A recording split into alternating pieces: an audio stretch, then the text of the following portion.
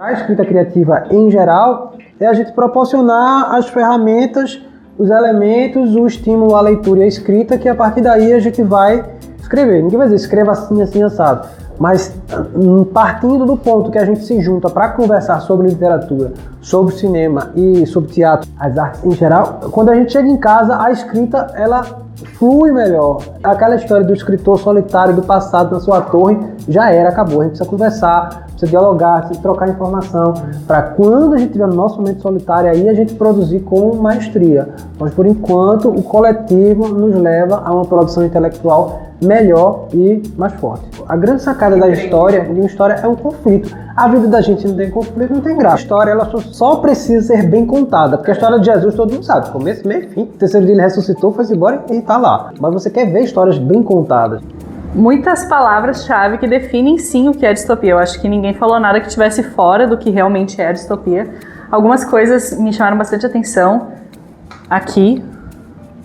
Isso é muito importante porque para falar de distopia a gente precisa falar em utopia, né? As duas coisas existem ao mesmo tempo, né? É uma balança.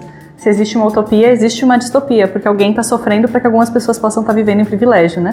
Ontem a gente foi nas escolas falar sobre esse tema, e aí acabou que a gente parou numa turma de 6º ano, então eram crianças de 11 anos, e aí a gente estava falando utopia, distopia, e eles perguntavam, tá, o que é o meio? O que fica no meio, né? E aí a gente chegou à conclusão que a realidade é o que está no meio, porque a nossa realidade ela não é totalmente distópica, mas é bastante, também não é tão utópica. Às vezes a função da distopia em si é imaginar dentro de uma realidade catastrófica um futuro melhor. É muito legal esse tipo de livro, esse tipo de narrativa, porque a gente tá eu pelo menos tô muito cansada das narrativas clássicas, sabe? Porque é sempre a mesma história, sempre o mesmo protagonista, que é um homem ou uma mulher branca que tá indo lá e vai ser o herói e salvador de todos, sabe?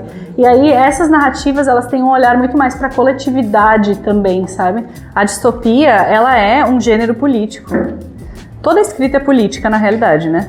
E o conflito é algo que abrange a obra inteira e é sempre uma oposição de forças. Forças que se articulam o tempo inteiro ao longo de um romance e que vai se revelar durante as situações críticas, que são esses momentos de up and down, assim, ou de escalonamento da narrativa. Todas as narrativas são meio que narrativas de fim e de começo, porque em toda distopia a gente vai ter algo sendo destruído para que algo novo seja construído, ou vai mostrar a destruição de algo que fez com que fosse construído um mundo supostamente ideal, e aí com o tempo a gente vai descobrindo que aquele mundo não é tão ideal quanto a gente imaginava.